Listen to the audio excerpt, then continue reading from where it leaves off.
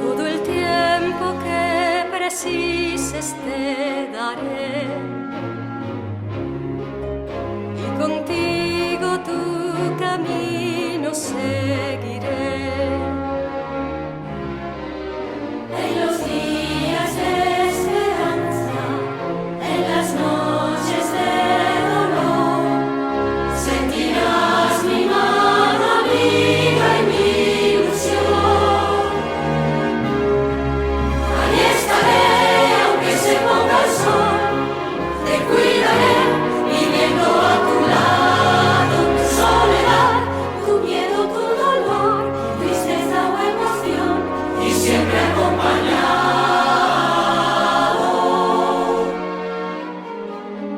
Desde aquel primer instante hasta el final, toda ayuda necesaria me hallarás. Estudiando sin descanso, practicando sin cesar, largos años para poderte cuidar. Ahí estaré, aunque se ponga el sol, te cuidaré, viviendo a tu lado. Tu soledad, tu miedo, tu dolor, tristeza o emoción, y siempre acompañado.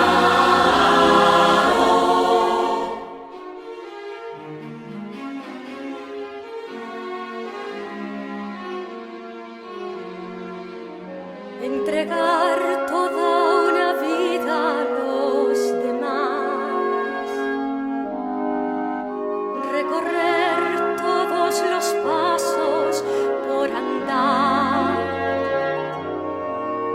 He escogido mi camino, elegí mi profesión, cuerpo y alma, esa es mi vocación. Mírame bien, no ocultes tu dolor, te ayudaré con ciencia y con cuidado. Te enseñaré cómo vivir mejor, volver a caminar, verte recuperado.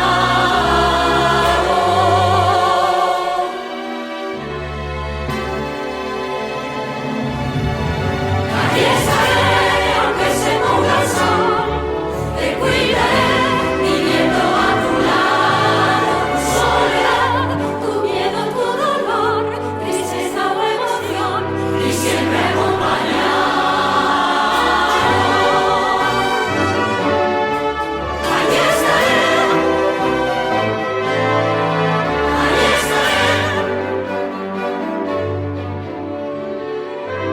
y siempre a tu lado.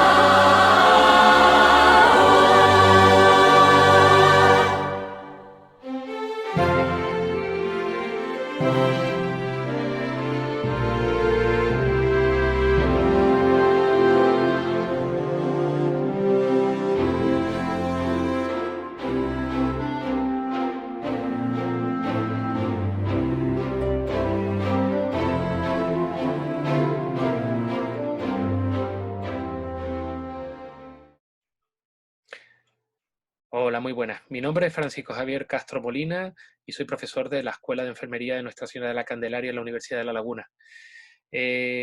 Con motivo del bicentenario del nacimiento de Florence Nightingale, que celebramos este año, el 2020, pues se ha organizado un ciclo de conferencias relacionadas, bueno, pues en torno a la figura de ella, con diferentes temáticas relacionadas con la enfermería. A mí desde el Colegio de Enfermeros se me ha pedido, de Las Palmas de Gran Canaria, se me ha pedido pues de alguna forma hablar un poco sobre la situación del COVID y la salud mental. Yo he intentado por todos los medios hacer una pequeña, un pequeño discurso, organizar de alguna forma unas cuantas ideas, sobre todo que nos dejen claro, bueno, pues muchas de ellas son ya sabidas por ustedes y a lo mejor otras, pues a lo mejor las desconocen y yo creo que les pueden enriquecer y que les pueden de alguna forma nutrir. La verdad que nunca pensamos que lo que nos estaba pasando ahora mismo fuera a suceder. Vamos a compartir aquí un momento la pantalla. Nunca pensamos que lo que nos está sucediendo o sea, lo que está sucediendo fuera a ocurrir. Yo recuerdo además incluso que celebré el fin de año debajo de la Torre de la Concepción, aquí en San Cristóbal de la Laguna, y miraba para la torre y decía, Dios mío, todo lo que nos espera este año, porque es el nacimiento de Florence Nightingale y la importancia que tiene. Y todo el trabajo que viene encima, pero cómo ese trabajo pues ha tenido que quedarse en pausa y esperando, bueno, pues al año que viene para poder de alguna forma desarrollarlo.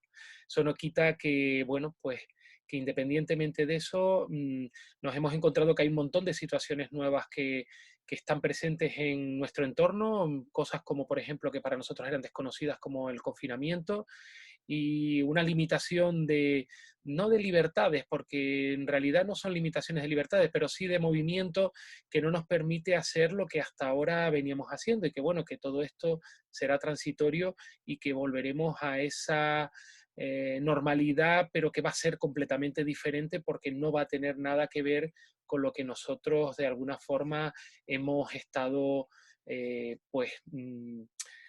disfrutando hasta ahora. Yo he querido nombrar o querido llamar a esta intervención salud mental, esta pequeña conferencia, salud mental y COVID-19, estrategias de intervención. ¿Qué estrategias de intervención yo como profesional sanitario puedo de alguna forma realizar y cómo de alguna forma se puede llegar a buscar aquellas intervenciones que puedan ayudar a las personas a mejorar en este caso pues su propia salud mental, ¿no?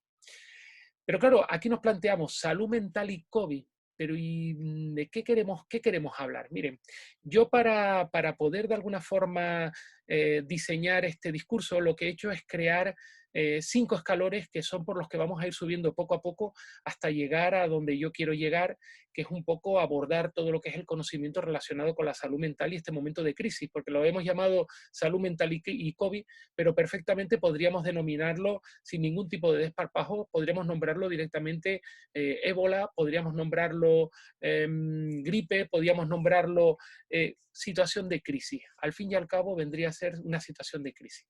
Bien. El primero de los peldaños correspondería directamente a lo que sería en este caso la propia epidemia y todo lo que serían las epidemias a lo largo de la historia. De esta forma, fíjense ustedes que también en un segundo peldaño hablaríamos del COVID, del COVID desde el punto de vista de qué es, qué es lo que está pasando, qué situación es la que está ocurriendo. Hay también otro punto importante, otro peldaño que hay que subir en esta pequeña escalera que yo les he marcado, donde hablaremos de la mente con necesidades de salud. Es otra situación que también es importante y que yo creo que tenemos que abordar para saber cómo podemos nosotros intervenir y qué estrategia debemos de tomar, qué estrategia tiene que ser la más idónea para poder abordar los problemas que puedan presentar pues de buenas a primeras cualquier tipo de individuo. También vamos a hablar de todo lo que es el COVID contra lo que sería la salud.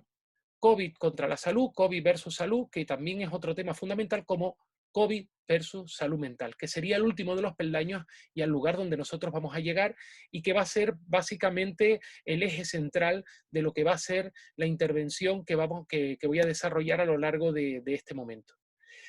Tengan en cuenta que sobre todo una de las cosas fundamentales, estos son los 5 peldaños que nos hemos planteado y que iremos viendo poco a poco.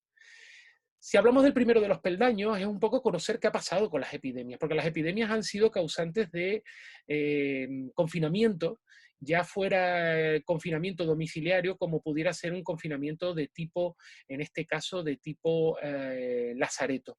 En realidad, lo que estamos viviendo nosotros ahora mismo es un confinamiento en lazaretos, pero lazaretos en este caso de tipo doméstico. Son lazaretos que se crean para poder de alguna forma sobrellevar ese aislamiento que tenemos que tener con el resto de las personas que nos rodean. Porque ese aislamiento lo que va a hacer es que el microorganismo que contamina con una potencia increíble pueda de alguna forma verse limitado y pueda no seguir contaminando y no seguir desarrollándose de una forma grosera. ¿Qué pasa con las epidemias y la historia? Esto es algo importante que tenemos que plantearnos. Una de las primeras cosas que hay que ver es que las epidemias fueron muchas las que han ocurrido a lo largo de la historia, pero una de las que más daño ha causado fue la peste negra. La peste negra, que fue una peste una epidemia que se desarrolló sobre todo en el siglo XIV, 1348, 49, 50, y llegó prácticamente hasta el 57, en el cual pues prácticamente diezmó la población que en ese momento vivía en el continente europeo. Fue traída pues fruto de ese comercio que existía directamente con todo lo que era, en este caso, el comercio que existía con las Indias, pero que no eran las Indias americanas nuestras, sino en este caso con Asia, con la India, incluso con China, trayendo esos productos, y que al final, bueno, pues llegó prácticamente a matar a la mitad de la población europea, casi unos 200 millones de personas. Recuerden que la peste se divide en tres: bubónica, séptica y neumónica, y que bueno, la bubónica, la que sobre todo se materializa con los bubones, con esas pequeñas pústulas que aparecen a lo largo de todo el cuerpo, pues fue prácticamente la que de alguna forma mató a mucha de la población del continente europeo. Fíjense aquí en esta pirámide de la historia de las pandemias, encontramos que la peste juega un papel fundamental, porque es una de las que mayor daño ha causado a lo largo de la historia de la humanidad. También tenemos el cólera. El cólera fue otro tipo de epidemia que surgió en el siglo XIX. Fíjense que llegó a matar hasta 1 millón de personas. 200.000, no, 20.000 víctimas llegaron a producirse en Francia, y bueno, pues todo esto fue producto más bien de todo lo que fue pues el hecho de no hacer un tratamiento adecuado de las aguas residuales, y que la mezcla de estas con las aguas potables, bueno, pues al final ocasionaron directamente lo que fue la muerte de muchísima gente. Fíjense que prácticamente está erradicado, y se caracterizaba sobre todo por esa deshidratación, que básicamente era fruto del dolor abdominal, de la fiebre, era fruto de esa diarrea y esos vómitos que eran de una considerable importancia, y que al final mataban a la persona de una forma rápida. La viruela también fue otra de las patologías importantes. Fíjense que llegamos a hablar de 56 millones de personas que fueron las que murieron. Ya está erradicada de lo que es de la faz de la Tierra, según la OMS, pero fíjense los daños que podía llegar a causar. De aquí muy interesante, por ejemplo, la expedición Balmy, que hoy en día ha sido el nombre que se ha tomado para todo lo que es el dispositivo que se ha montado a nivel nacional. La expedición Balmy, que pasó por Santa Cruz de Tenerife, que iba vacunando bajo el mandato de Carlos IV, del rey Borbón, iba vacunando pues a todas las personas que se habían planteado en su recorrido, ¿no? Y de hecho llegó a pasar por aquí, por Canarias. Importante la figura de Isabel Sendal, que era la enfermera que cuidaba de los niños y que también mantenía el microorganismo vivo para poder seguir de alguna forma vacunando al resto de las personas que iban de alguna forma encontrándose a lo largo del recorrido que se habían establecido. También la gripe española que afectó entre el 18, 19 y 20, y que bueno, llegó a matar entre, algunos dicen 50, 60 millones, otros hablan hasta incluso de 100 millones de personas. Coincidió con la Gran Guerra. La Gran Guerra fue uno de los momentos que ocasionó de buenas a primeras unas precariedades desde el punto de vista económico, desde el punto de vista de los recursos, que bueno, pues llevó directamente a que sucedieran pues este gran número de muertes. También hay un estudio de Arizona que plantea que la infectación también fue secundada o fue provocada no por otra cosa, sino, o sea, se produjeron tantas muertes no por otra cosa, sino por el hecho de que de buenas a primeras, entre 1880, los nacidos entre 1880 y 1910, pues tenían una mutación genética que los hacía indefensos ante el virus de la gripe. Y eso fue uno de los grandes motivos por los que murió muchísima gente en este momento. Fíjense que dentro de la pirámide de la influencia, en la gripe española, ocupa un lugar muy importante por la cantidad de personas que llegó de buenas a primeras a matar. La gripe asiática también, en el año 57, también fue otra gripe importante, una gripe humana que sobre todo pasó de los patos salvajes y que sobre todo se llevó a más de 1 millón de personas. O por ejemplo la gripe de Hong Kong, también fue otro tipo de gripe que acaeció sobre todo entre 1968 y 1969, una gripe de tipo, era un virus aviar al que se le unía el grillo, o sea, se unía se combinaba con la gripe humana y bueno, llegó a hacer que perdieran la vida pues casi 1 millón de personas. Podría ser, bueno, pues una de las cepas mutantes que sobre todo se propagó de una forma importantísima, sobre todo en el continente asiático. También otro virus destacado, pero que no es de la gripe, que fíjense ustedes que hemos estado nombrando constantemente la gripe, otro virus destacado que ha causado un gran número de muertes desde el año 80, entre 25 a 35 millones de personas se calcula. Fíjense que es el virus de la inmunodeficiencia humana, el VIH, que al final cuando se materializa y cuando comienza a caminar, pues acaba cometiéndose el síndrome de inmunodeficiencia adquirida. Yo recuerdo cuando empezó en los años 90 pues el virus de la gripe y cómo de buenas a primeras afectó considerablemente a muchísima gente. El continente africano es uno de los que más ha diezmado la población. De esos 25 a 35, pues casi todos, la mayoría, pertenecen al continente, en este caso al continente americano. Continente, perdón, africano. Fíjense aquí cómo ocupa un espacio también importante por el número de muertes que ha llevado a cabo, ¿no? Con las que de alguna forma se ha colocado en una de las pandemias más importantes del mundo. Síndrome de las vacas locas en los años 90, que tampoco fueron muchos los muertos, 150, pero sí es verdad que causó un pánico importante porque sobre todo se podía transmitir directamente a los propios humanos. O la gripe aviar en el año 2003. Llegaron a morir hasta 770 personas y murieron muchísimas aves, sobre todo pues, de una forma para intentar eliminar lo que sería en este caso el propio microorganismo. También la influenza, el AH1N1 de 2009, que sobre todo fue una pandemia importantísima y que se originó pues, básicamente por una variante de lo que es el influenza A de origen porcino. Y aquí llegamos al nuestro, al que estamos ahora, al que nos atañe, es el COVID-19. Hasta ahora, ya lo veremos ahora los datos, pero tenemos una población de unos 250, más de 250.000 personas que han muerto y muchísimos personas que están infectadas, que se conocen que están infectadas, pero que seguramente pueden ser números que no hagan justicia directamente a la propia verdad, porque fíjense, hablamos ya de 3.813.000, esto está tomado, es un dato tomado del 7 de mayo, y fíjense cómo 3.813.000 son las personas confirmadas, pero pueden haber muchas más, y fallecidos, pues 267.000, una barbaridad, de los que en España ya contamos pues, prácticamente con casi 26.000 personas que han fallecido, que han perdido su vida por un virus que en un principio pues prácticamente la gente se reía, no le ponía mucha importancia y al final ha sido un virus que ha causado un daño considerable, un daño importante.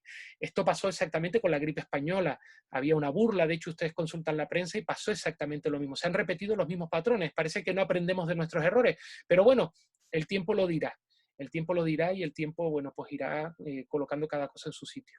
Fíjense que nos metemos en el escalón 2, COVID-19 y sobre todo, ¿de qué estamos hablando? Porque ¿de qué va el COVID-19? ¿Qué es lo que nos podemos...? Miren, el coronavirus es un tipo de microorganismo, un virus en este caso, que sobre todo circula entre los animales y que ahora ha tenido la situación de que ha pasado directamente al propio ser humano, con unos síntomas leves en un primer momento, pero que después al final pues se ha magnificado, sobre todo por la reacción que ha tenido el propio sistema inmunitario de algunos seres humanos, ¿no?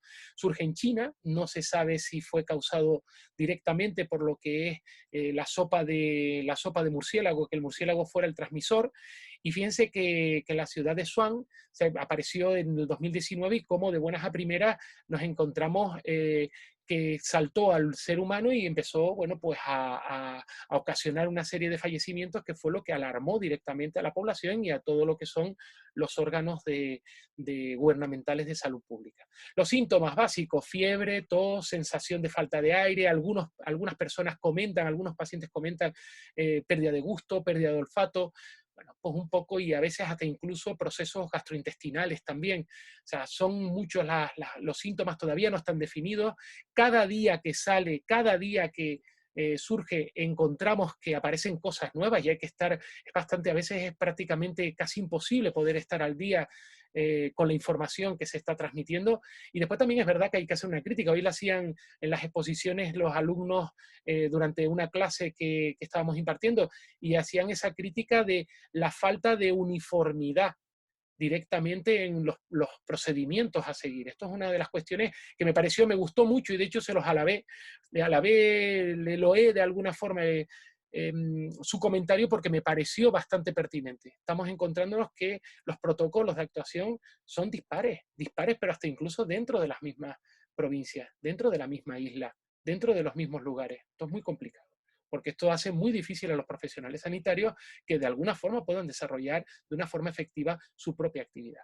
Fíjense este era el proceso que se tenía directamente con respecto a cuando alguien llegaba de viaje. Si no había síntomas, bueno, pues una vida normal, pero si en cierta medida aparecían algunos síntomas, pues había que avisar telefónicamente y había que hacer las pruebas pertinentes para comprobar si verdaderamente se estaba padeciendo o no. Hoy en día, gracias a Dios, estamos haciendo ya prácticamente pues todo lo que son las analíticas para saber si hay contaminación, pues a prácticamente casi toda la población. Y yo creo que esto es algo que verdaderamente se convierte en algo interesante y que ayuda a que podamos de alguna forma saber y delimitar y saber quiénes están infectados y quiénes no lo están.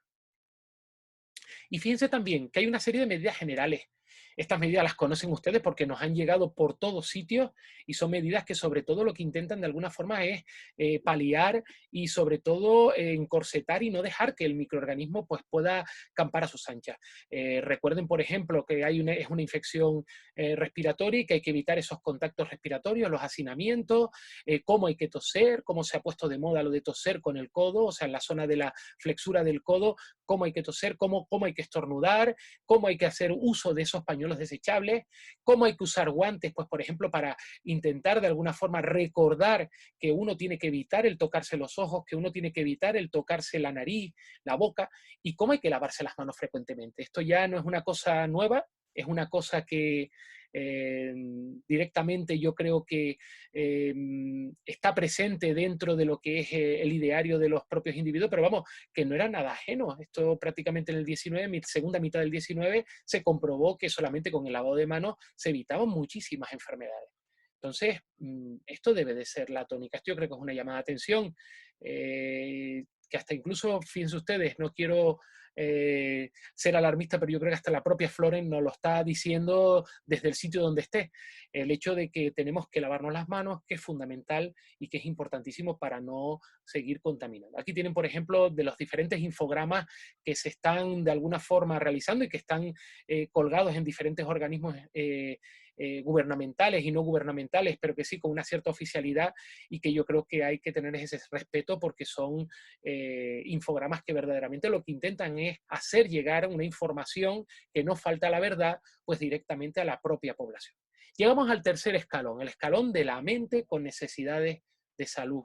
Mente con necesidades de salud. Y aquí, bueno, pues yo tiro mano de uno de los modelos candentes que sobre todo se ha desarrollado en España, en un punto en concreto, en Barcelona, y una de las verdaderas artífices de este modelo es la profesora Yut, María Teresa Yut, la catedrática de la Universidad de Barcelona, que, bueno, pues lleva años trabajando con varias líneas de investigación, incluso líneas de investigación con universidades como la de Oporto, y que, bueno, que yo creo que es fundamental que lo tengamos en conocimiento y que podemos hablar de muchos modelos, pero este me parece un modelo idóneo y bastante pertinente para traerlo aquí, sobre todo para tratar y poder abordar y poder realizar una intervención adecuada, por ejemplo, para pacientes que puedan estar en una situación de crisis. Fíjense que tenemos que empezar a hablar de qué es la salud mental positiva. Fíjense que cuando habla Teresa Yud nos comenta que sobre todo es evidente de que han de promoverse sobre todo y potenciarse los estados de pensamiento, pero un estado de pensamiento que sea positivo, un estado de pensamiento que origine de buenas a primeras en el individuo un cierto bienestar, una cierta satisfacción, un estado de alegría, un estado de felicidad, que lo que vaya buscando no es otra cosa sino dar un espacio a nuestra mente para que de alguna forma pueda expresar su propia complejidad y la de la propia vida en general que le rodea. Y esto es algo que tenemos que tener en cuenta porque sobre todo hay que tener claro que hay muchas ocasiones en que verdaderamente lo saludable no es otra cosa sino sentirse triste, sentirse enfadado, sentirse decepcionado, como sentirse alegre, como reír y como sentir de buenas a primeras, pues cada una de las sensaciones que están en nuestro entorno. Todo eso es saludable, todo eso es necesario y todo eso lo necesita el individuo. Por consiguiente, nosotros tenemos que sobre todo expresar aquello que nosotros podemos sentir. Teresa Yud va a definir la salud mental positiva como aquello que consiste en intentar dejar y sentir intentar estar y sentirse lo mejor posible dentro de las circunstancias específicas, en lo que uno se encuentre interpretando y aceptando la normalidad de muchos de nuestros pensamientos, sentimientos y conductas. La aceptación es un concepto que está presente en el ser humano desde que el ser humano es ser humano, desde que es bípedo. De hecho, ahora me llega a la mente, pues, por ejemplo, toda la filosofía estoica, el concepto de normalidad, el concepto de aceptación de lo que se te viene, ¿vale? Pero aquí ya no es solamente el concepto de aceptación de lo que se te viene, sino el concepto de aceptación de la normalidad, de aquello que pienso, de la normalidad, de aquello que siento y de la normalidad de lo que es aquello como yo me comporto. Eso es lo que plantea. Ella, dentro de su modelo multifactorial de la salud mental positiva, establece una serie de factores. El primero es la actitud prosocial. La actitud que sobre todo esté en concordancia con hacer sociedad. Es una de las cuestiones que es muy importante que tengamos presente, como también el autocontrol. Ella establece que el autocontrol es algo necesario para el propio individuo para poder de alguna forma saber gestionar sus propios sentimientos y sus propias emociones. Como también dentro de esos factores encontramos las habilidades de relaciones interpersonales. Estas habilidades de relaciones interpersonales, las relaciones interpersonales son fundamentales, porque sobre todo hay que apostar por esa prosociedad, esa actitud prosocial. Es fundamental para que nosotros podamos tener esa salud mental con ese carácter positivo, como también la resolución de problemas y la autoactualización. La resolución de problemas es fundamental. Yo siempre lo he dicho, la inteligencia estriba en aquel que es capaz de poder dar solución a determinadas situaciones y determinados problemas. Y esto es verdaderamente la inteligencia, no es otra cosa. ¿Bien? Entonces, fíjense ustedes cómo se convierte en algo fundamental el poder saber resolver problemas, poder saber adaptar, ser un camaleón emocional, un camaleón desde el punto de vista de poder tener la capacidad de poderte adaptar a determinadas situaciones y a determinados encuentros y desencuentros. También autonomía es otro de los factores multifactoriales. Si nosotros hablamos del autocuidado, tenemos que hablar también de la autonomía. Y dentro del modelo de salud mental positiva, la autonomía se convierte en una piedra fundamental. No es la clave de bóveda, pero prácticamente dentro de ese arco es una de las dovelas. Y por último, la satisfacción personal. La satisfacción personal se convierte en otro de los factores fundamentales que tienen que estar presentes dentro de lo que sería en este caso pues esa salud mental positiva. La satisfacción, encontrarme bien conmigo mismo, encontrarme bien con mi entorno, encontrarme bien con los que me rodean. Es algo imprescindible. Volvamos a la escalera y dentro de la escalera vamos ya por el cuarto escalón. Y el cuarto escalón nos habla de COVID-19 versus salud. COVID-19 contra la salud. ¿Y qué es lo que podemos nosotros plantear dentro de lo que sería el COVID-19 versus salud? Fíjense que volvamos otra vez a un poco los conocimientos. ¿Cómo afecta el COVID a la salud? Hemos hablado que surge en China, que es un coronavirus, que tiene la capacidad de una persona contaminada poder llegar a contaminar a 5 más, que los síntomas son los que hablábamos antes, síntomas que sobre todo pues están más ubicados dentro de lo que sería la fiebre, síntomas que están más relacionados dentro de la tos, sensación de falta de aire, pérdida de algunos sentidos, hasta incluso procesos gastrointestinales, son básicamente lo que se han venido definiendo. La prevención es la que nombrábamos, el hecho de saber gestionar nuestra tos, el hecho de saber evitar de alguna forma pues los sitios hacinados e incluso pues directamente el no tocar nariz, boca, ojos, y si la tocamos pues directamente llegar y producir, o sea, buscar el poder asear rápidamente lo que sería pues lavarnos las propias manos, porque el lavado de manos se convierte en algo fundamental. O en su defecto también el uso del gel. El uso del gel puede ser otra de las situaciones que pueden ayudar directamente a que nosotros podamos de alguna forma eliminar el microorganismo, porque el microorganismo hasta ahora no atraviesa la piel. El microorganismo sabe atravesar las mucosas, tiene la capacidad para poder atravesar. esa morfología que tiene, que algunos han querido definir como corona, esa corona le permite de alguna forma buscar aquellos receptores que se encuentran en la zona de las mucosas y poder atravesar directamente y poder llegar a introducirse dentro de lo que sería el propio organismo. Y importante, la transmisión. La transmisión va a ser sobre todo por las gotas respiratorias. Dense en cuenta que llega a estar unas cuantas horas directamente flotando en el aire. Por consiguiente, se recomienda pues, espacios abiertos, se recomiendan sitios donde el aire corra de alguna forma y tener en cuenta los periodos del periodo de incubación. Un periodo de incubación que se estima que está entre 2 a 14 días.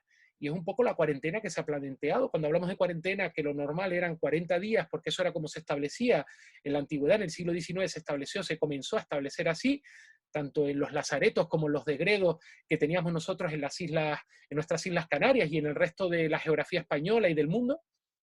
Hoy por hoy, esta cuarentena se ubica solo y exclusivamente en esos 14 días como máximo, que es lo que se ha establecido para poder de alguna forma saber si se está sufriendo o no se está sufriendo la enfermedad. Y llegamos al último escalón, COVID versus salud mental. Y aquí yo les planteo pues una serie de cuestiones que vamos a ir viendo poco a poco, porque dentro de esos pequeños escalones hay que ver este hilo conductor que nos va a permitir llegar pues directamente hacia el final de lo que sería en este caso esta intervención que yo me ha tocado realizar y que me ha tocado de alguna forma hacerles llegar. Lo primero que vamos a ver es cómo mejorar la salud mental.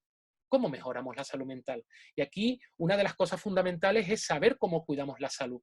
¿Cómo podemos mejorar esa salud mental? Primero, la primera de las formas yo creo que es más que nada poder asumir directamente todo lo que son y compartir las emociones, pues tanto con la familia como con los amigos.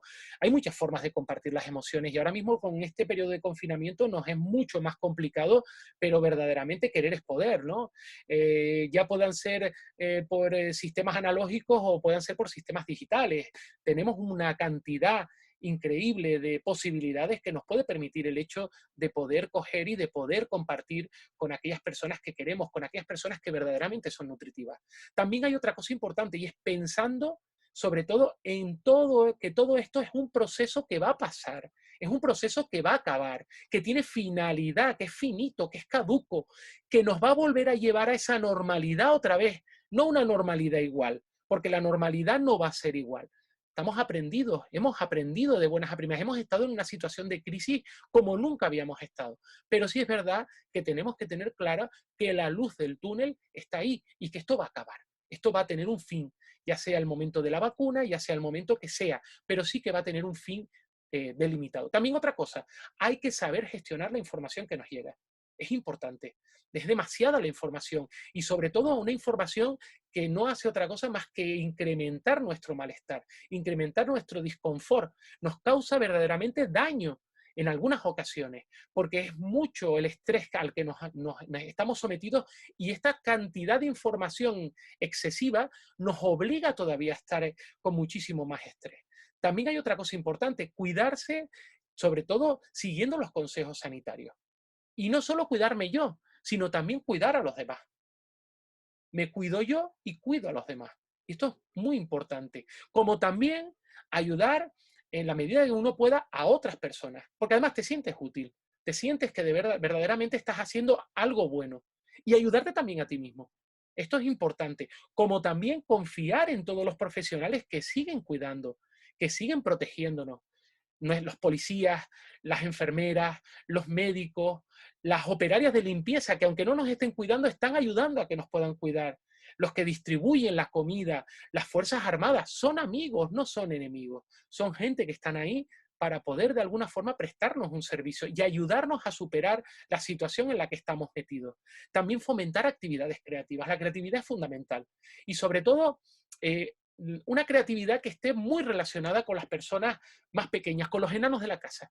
Esta creatividad, pues por medio de dibujo, por medio de juegos, que sobre todo fomenten las emociones, hasta incluso una guerra, por ejemplo, dentro de casa, pues el hecho de plantear una guerra de almohadas, o yo qué sé, o jugar al Uno, jugar a la baraja, o jugar al Monopoly, o jugar a la maquinita, a la PlayStation, o sea, relacionarse, que yo creo que es algo fundamental, como también apoyar a los mayores compartiendo, sobre todo con ellos de manera clara la información y sobre todo que se pueda ayudar y que los podamos entrenar, que los podamos informar, que les podamos de alguna forma hacer llegar aquella información que les va a ser útil para que puedan de alguna forma estar más tranquilos. Cuanto una información, con la información justa, podemos conseguir que las personas de alguna forma disminuyan el estrés al que se ven sometidos. También importante la discriminación, discriminar sobre todo a ningún colectivo. Ustedes saben bien, ya lo veremos ahora dentro de un momento, porque es uno de los temas que yo he traído dentro de esta breve conferencia, cómo se ha estigmatizado a determinados grupos sociales. Fíjense ustedes, no hay que discriminar a ningún colectivo. La pandemia nos afecta a todos por igual. De hecho, ustedes han visto que el mundo se ha parado, pero no se ha parado solamente Estados Unidos ni Europa, se ha parado el mundo entero. Y esto hay que tenerlo presente. También otra cosa, recordar que ya he superado otras situaciones difíciles. Esto como dice una amiga mía que habla siempre y dice no otra cosa que en peores garitas he hecho guardia. Y es verdad, en peores garitas se ha hecho guardia. Y esto lo vamos a superar. Está también el que voy a superarlo, el concienciarte, el decir lo voy a conseguir, voy a dar el salto, voy a lograr superar esta situación de crisis que verdaderamente lo que ha hecho es parar mi vida, parar de alguna forma lo que yo tenía planificado para este año. Aquí tienen un infograma, yo he puesto alguno que otro relacionado. Este, por ejemplo, es un infograma que está bastante bien, es de la Escuela de Salud de Murcia y es bastante interesante porque sobre todo es bastante concreto y muy cercano a la población para poder ser utilizado directamente por la población en general. Reacciones habituales ante la crisis. ¿Cómo reacciono yo ante la crisis? Pues ante la crisis reacciono de muchas formas. Por ejemplo, voy a sentirme ansioso, voy a tener miedo, voy a tener una preocupación muy importante pues por el estado de salud mía, por el estado de salud de aquellas personas a las que yo quiero. También pues porque me autoobservo y estoy mirando a ver, oye, ahora me siento que la garganta me duele un poquito o me estoy notando que estoy un poquito caliente y entonces a lo mejor claro, los síntomas que ya no solamente puedo ver yo en mí mismo, sino que puedo ver también en otras personas. También por el tiempo restado al trabajo, cómo de buenas a primeras mis ingresos han disminuido. Nosotros estamos ante una situación donde se han creado los ERTES porque al paralizar el país necesitamos de alguna forma que las personas que están confinadas puedan seguir viviendo y puedan seguir comiendo. Y también otra cosa, la seguridad laboral. ¿Me van a echar a la calle? ¿Voy a perder mi trabajo? Son cuestiones que son importantes y que preocupan considerablemente a los individuos. La necesidad de abastecimiento de alimentos y de cuidados sanitarios. ¿Cómo yo voy a poder, me va a causar miedo, me va a causar estrés, el saber si yo voy a poder tener el sustento, voy a poder tener comida o voy a poder tener los cuidados que voy a necesitar porque me puedo poner enfermo? Como también todo lo que son las exigencias de cuidados a menores y a las familias. ¿Cuántas veces nos encontramos, además, la situación que las familias se ven un poco desbordadas porque ya no solamente tienen los cuidados de los pequeños de la casa, sino que además tienen que asumir aquellos cuidados de las familias que tienen de alguna forma que hasta ahora estaban solventados pues, por ayudas a domicilio y que han desaparecido directamente con este tipo de situación. También importante todo lo que es el concepto de tristeza, el concepto de soledad, el aburrimiento, el malestar, la frustración, la incertidumbre, la rabia. Son situaciones que verdaderamente pueden generar, pues, de alguna forma ansiedad, miedo, preocupación. O también directamente podemos hablar de todo lo que es la preocupación por poder contaminar a otro o poderte contaminar tú mismo. O por último, aquel deseo que puede estar ahí presente pues por un mayor deseo por tomar alcohol, por algún tipo de sustancia que son sustancias que verdaderamente no son buenas para la salud y que bueno, que al estar ahí pueden ocasionar pues un cierto daño y pueden llegar a ocasionar una adicción que hasta ahora no estaba. O la recaída de muchas personas que hasta ahora lo habían superado, pero que de buenas a primeras vuelven otra vez a sufrir pues esa adicción. También tenemos que hablar de los cuidados de salud mental con respecto al confinamiento. Y esos cuidados de salud mental con respecto al confinamiento, yo los he querido delimitar en una escalera también. Fíjense, lo primero es ser consciente del riesgo que correrías si no lo hicieras. ¿Qué riesgo correría yo si yo verdaderamente no me confinara? ¿Qué me pasaría? Pues podría acabar contaminado, podría ser que esta situación no acabara nunca. Como también tenemos que tener en cuenta con esos cuidados el afrontar las principales preocupaciones. ¿Qué me preocupa? Y yo tengo que afrontarlo, no tengo que esquivarlo, sino enfrentarme directamente e intentar buscar de alguna forma algún tipo de solución que me ayude a poderlo sobrellevar o mantenerse conectado socialmente. Esta es otra cuestión bastante interesante. El hecho de tú poderte mantener conectado, además podemos perfectamente, no hay que aislarse, sino que hay que seguir manteniendo esas relaciones, no romper los vínculos. Pero es verdad que sobre todo a veces se mete uno en una rutina y no te apetece. Tenemos que romper con eso, tenemos que dar una nueva visión y tenemos que tener una nueva dinámica dentro de esos días en los que vamos a estar confinados en casa. También utilizar medios prácticos para relajarse. Hay muchas formas de poderte relajar. ¿Qué me relaja? Y dentro de lo que me relaja, voy a utilizarlo. ¿Bien? Y siempre que sean cosas que me relajan, pero que siempre sean buenas para mi salud. También tenemos que organizar pues esa rutina en el domicilio. Es fundamental. Una rutina para mí, una rutina para la familia, una rutina que defina directamente, porque hasta ahora hemos tenido una rutina y tenemos que seguir teniendo esa rutina para no romper, porque el confinamiento es solo y exclusivamente para, de alguna forma, evitar que el coronavirus siga propagándose, pero no es por otro motivo. También tenemos que hablar de vivir experiencias cotidianas personales. Entonces, habrán experiencias, curiosísimo, como la harina, por ejemplo, ha desaparecido de muchísimos supermercados, no por otra cosa, sino porque ha aumentado el número de repostería que se realiza en casa, pero como también ha aumentado, hoy comentaban en el telediario, cómo se ha aumentado el consumo de productos frescos. Claro, tenemos mayor posibilidad de poder ir a hacer la cesta de la compra, cosa que antes resolvíamos pues, de una forma con congelados o incluso directamente pues, con algún otro tipo de alimentos con otras características como puedan ser las conservas, los podíamos solventar. Con esto no nos encontramos de buenas a primeras que tenemos muchísima mayor disposición de tiempo para poder de alguna forma desarrollar esas actividades domésticas que antes siempre pues no las desarrollábamos de forma plena. El estigma y el COVID también es otra cosa importante, porque el estigma señala a alguien. Fíjense que sobre todo va a estar reñido con ese temor y esa ansiedad con respecto a la enfermedad, que va a dar lugar a ese estigma social hacia alguna persona, hacia algún lugar o incluso hacia algunas cosas. Por ejemplo, se me ocurren hacia las personas, pues las personas asiáticas, todos los chinos sobre todo, además las personas chinas de nacionalidad china, pues eran prácticamente señalados. O por ejemplo lugares como puedan ser los hospitales.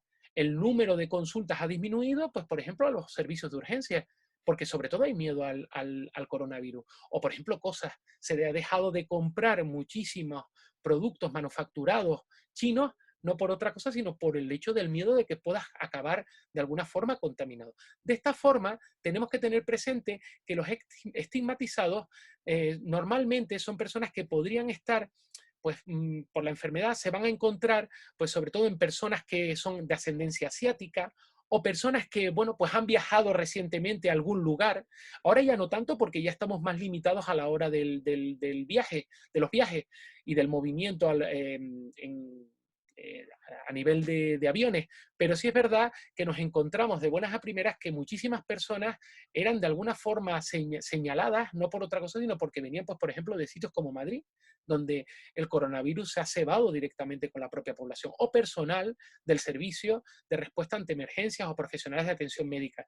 Recuerden cómo de buenas a primeras las personas que trabajaban en hospitales se encontraron que no podían, que eran rechazadas directamente en los propios edificios, en los lugares, las comunidades donde vivían, o incluso les invitaban hasta incluso a que se marcharan de allí, que no querían acabar contaminados. Pero claro, este estigma nos lastima a todos porque sobre todo genera un enfado de la población, genera un temor importante y los grupos estigmatizados podrían enfrentarse, bueno, pues a situaciones como, por ejemplo, ese rechazo social, o sentir que las personas, por ejemplo, los evitan, o también, por ejemplo, una negación de la atención médica, de la educación, de la vivienda, del empleo, o también hasta incluso llegar a la propia violencia física. Esta es otra de las cuestiones que ya llegaríamos a situaciones mucho más eh, distantes, pero que también pueden estar presentes directamente en todo lo que sería, pues en este caso, lo que es el propio estigma, pues, provocado básicamente por ese temor,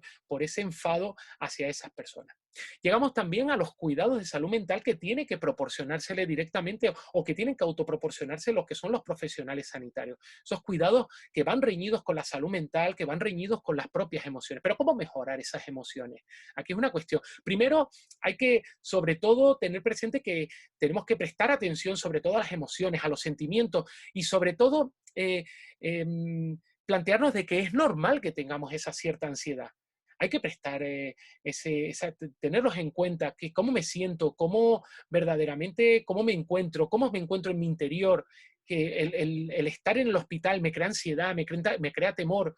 También tenemos otra cosa, que hay que potenciar sobre todo las fortalezas, hay que potenciar sobre todo la resiliencia.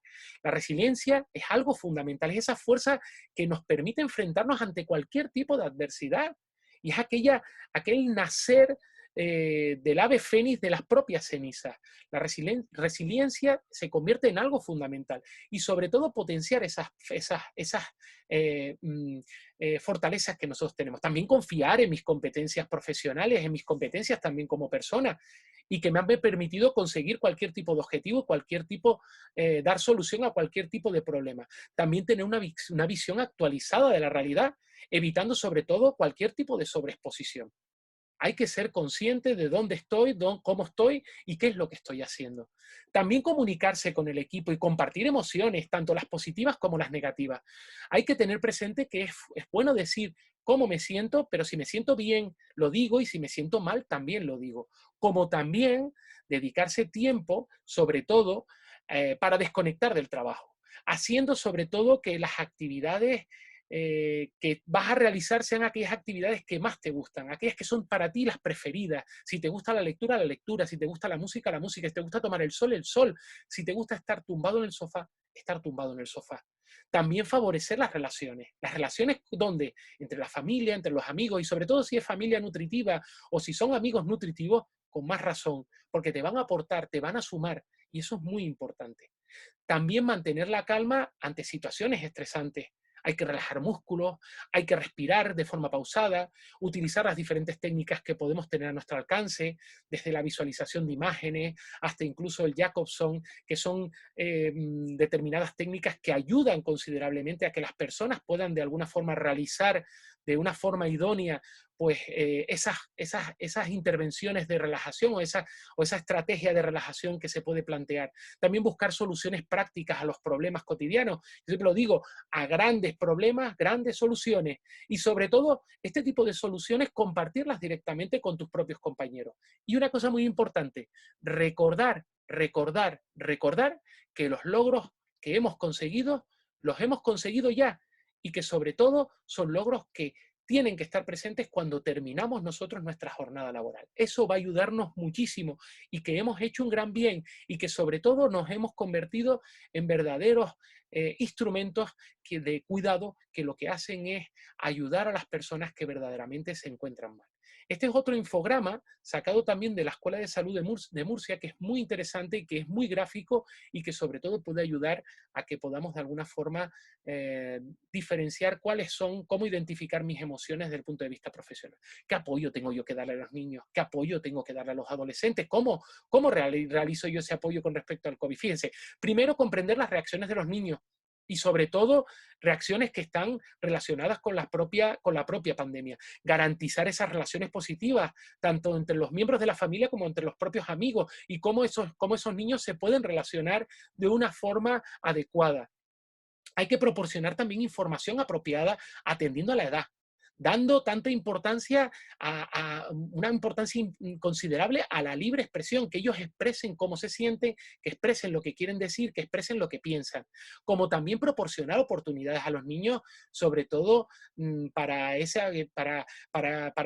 que puedan acceder directamente a la información que existe sobre el COVID. Hay que apoyarlos, hay que ayudarlos a que puedan llegar directamente a esa información, y esa información que verdaderamente es idónea, la correcta, la adecuada. Recomendar, por ejemplo, al núcleo familiar también el hecho de un uso responsable de las propias tecnologías. Esto es otra de las cuestiones que son fundamentales. O crear un entorno físico y emocional seguro donde se practiquen, pues básicamente lo que algunos autores han denominado las 3 R: rutina, relajación y regulación. Si nosotros tenemos rutina, regulación y relajación, pues vamos de alguna forma a crear un recurso que sobre todo va a apoyar directamente a los más pequeños de la casa. También hay que aumentar la autoeficiencia de los propios niños y mejorar sobre todo cualquier tipo de sensación de control, como también potenciar las aficiones. Esas aficiones por la lectura, por el cine, por el ejercicio físico y sobre todo dentro de un marco, del marco de la creatividad. Crear nuevas actividades, crear nuevas cosas, eso ayuda muchísimo. Además te sientes muy útil. Verdaderamente, interiormente, te ayuda sobre todo a sobrellevar directamente el propio confinamiento. También crear oportunidades y espacios para el cuidado. Esto es fundamental. Hay que crearlos. Hay que definirlos, como también hay que enfatizar directamente en todo lo que son las fortalezas, reforzando todo lo que es la esperanza, reforzando la positividad del propio individuo, o buscar ayuda cuando los profesionales, cuando hace falta esa ayuda profesional, cuando necesitamos un profesional a nuestro lado, porque los signos son evidentes de que hay de alguna forma algún tipo de afectación desde el punto de vista emocional, que nosotros no podemos resolver, que nosotros no le podemos dar solución. Esto es importante tenerlo presente, son los 12 recursos básicos que podemos encontrar para el niño, pero también hay otra cosa importante, es el tratamiento a los niños con problemas de autismo. Es fundamental tenerlos presentes también. Son niños que tienen una patología y esa patología precisa de una rutina como algo básico. Ahí tenemos una rutina, la creación de una rutina. Y otra cosa importante, y aquí quiero aprovechar para hacerlo llegar al foro en el que se va de alguna forma a visionar este encuentro. Fíjense ustedes que no me parece nada adecuado el uso de pañuelos para poder diferenciar a los niños con autismo y que no sean abucheados, que no sean insultados en las calles, ¿sabes? Con agresiones verbales. Yo creo que debemos de ser cívicos, debemos de tener conciencia de que estos niños necesitan salir y no hace falta ir contándolos. Si están fuera es por algo, no es porque quieran estar, no es porque sean mejores que el resto de la población, sino porque lo necesitan. Entonces esos pañuelos yo creo que son verdaderos artículos que lo que hacen, artilugios que lo que hacen no otra cosa sino estigmatizar directamente a los niños. Llegamos a la prevención cuaternaria de la salud mental, y en esta prevención cuaternaria de la salud mental hay que tener en cuenta que sobre todo esa prevención en salud mental va muy reñida con sobre todo proteger a nuestros pacientes de cualquier tipo de intervención farmacológica o psicoterapéutica que sea excesiva, que sea inadecuada, que verdaderamente no sea necesaria y que no vaya a ser operativa para los pacientes que ya están verdaderamente diagnosticados. Así, tenemos que tener en cuenta que desde atención primaria hay que activar todos aquellos recursos, actuar activando recursos personales y grupales para sobre todo afrontar los problemas que eviten sobre todo esa medicalización. Y aquí juega un papel fundamental la enfermera y sobre todo la de primaria, la de comunitaria, como la enfermera de salud mental, juegan un papel fundamental. También hay que tener en cuenta que hay que contextualizar directamente el dolor dentro de la historia vital y dentro de la salud de la persona. Y sobre todo gestionar, favorecer la gestión del autocuidado, afianzando sobre todo la capacitación del individuo, afianzando sobre todo la autorresponsabilidad. Es algo importantísimo, tanto desde el punto de vista de las emociones como desde el punto de vista físico. También hay que escuchar activamente y empatizar con el individuo, pero empatizar y escuchar desde la relación de ayuda, identificando el problema, identificando el malestar, identificando aquellas situaciones que verdaderamente pues, hacen daño al propio individuo, como también aclarar cualquier tipo de concepción errónea que comúnmente pues, está presente en lo que se habla en la población, que lo verbaliza la propia población. Es fundamental fundamental tener presente también esas concepciones erróneas y poner antibióticos a este tipo de situaciones, como también desvincular los malestares de la vida diaria de cualquier tipo de todo lo que serían los síndromes de problemas de salud dignos de otro tratamiento. Y también el profesional debe de dar seguridad a las personas, ofreciendo todo lo que es la disponibilidad para cualquier tipo de intervención si hay que hacerla. Y esto es importantísimo. Hay que dar esa seguridad. Nos tienen que ver como agentes activos del cambio, agentes activos de la intervención, agentes activos que pueden ayudar a plantear una estrategia de intervención para solucionar los problemas que pueda presentar la persona. Porque sobre todo es fundamental prevenir en salud mental. Pero claro, ¿cómo prevenir en salud mental? Pues simple y llanamente con el equilibrio. Equilibrio entre mente y equilibrio entre emociones, la psique y el corazón, lo que siempre ha estado representado en todas las obras de arte. Y bueno, llegado aquí al final de este camino, el camino por el cual hemos visto esa relación entre la salud mental y el COVID, yo quiero terminar con algo que verdaderamente me parece que es emotivo. Este cuadro salió hace muy poco, en estos días, de Banksy, salió representando a un niño que coge a su héroe. Y el héroe no es otra cosa sino una enfermera. Me da mucha rabia que a veces en los medios de comunicación se hable de profesionales sanitarios, pero en este caso, independientemente de que la enfermera representa en este cuadro a los profesionales sanitarios, es una enfermera. Y hay que llamar a las cosas por su nombre, porque las enfermeras están ahí y han tenido un papel fundamental dentro de lo que sería, en este caso, la crisis de COVID.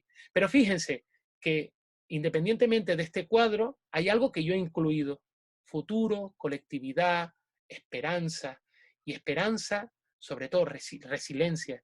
Resiliencia y esperanza porque la esperanza se levanta como un ave fénix de las cenizas de los sueños rotos.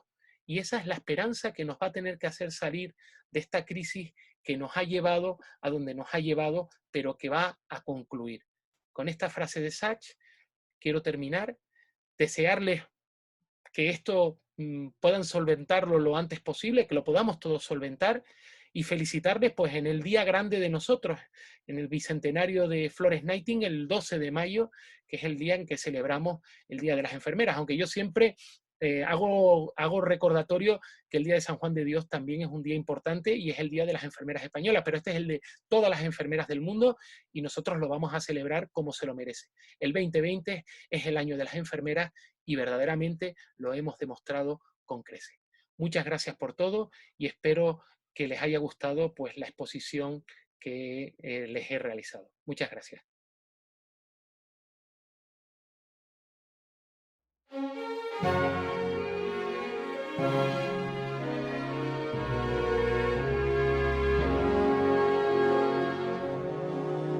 Todo el tiempo que precises te daré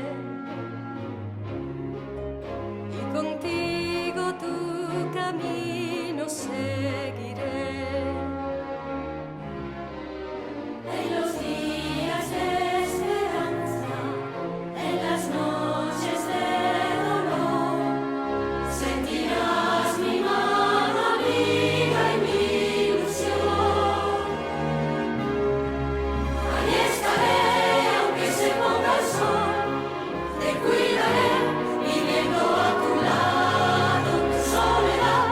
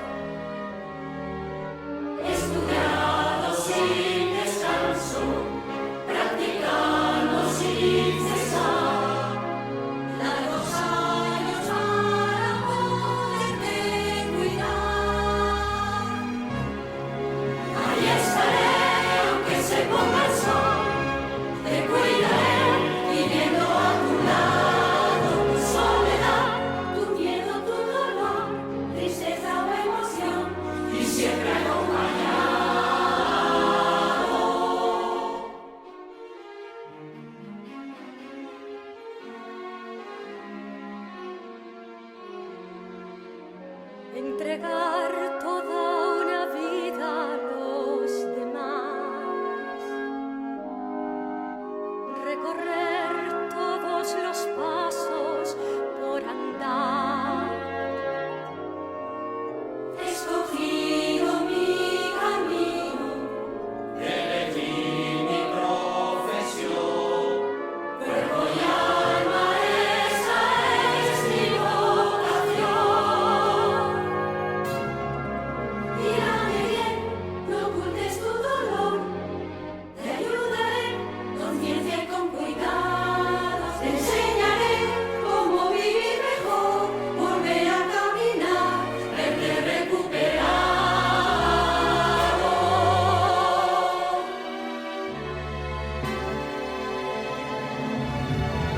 Aquí estaré, aunque se ponga el sol, te cuidaré, viviendo a tu lado. Tu soledad, tu miedo, tu dolor, tristeza o emoción, y siempre acompañado. Aquí estaré,